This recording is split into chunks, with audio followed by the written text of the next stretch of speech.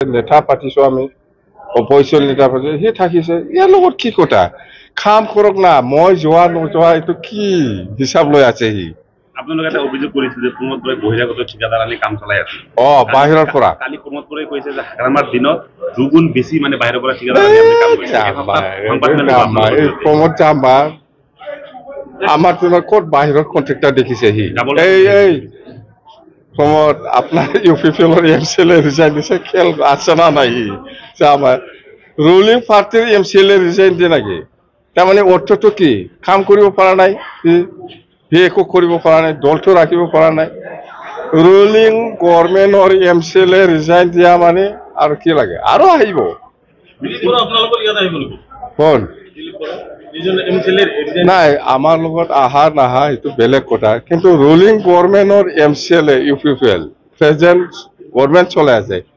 ইয়াৰ এমচিএলএটো যদি ৰিজাইন দিয়ে এইটোতো বিৰাট ডেঞ্জাৰ তাৰমানে বিৰাট ভিতৰত হৈছে কিবা একটা কেলেংকাৰী বিজেপিয়ে চিৰাঙত ৭টা সমষ্টিতে প্ৰতিদ্বন্দ্বিতা কৰিব পুনৰ নাই এইটো আপোনালোকে চাওক কংগ্ৰেছো আহিব বিজেপিও আহিব ইউডিএফও আহিব ইউপিপিএলো কৰিব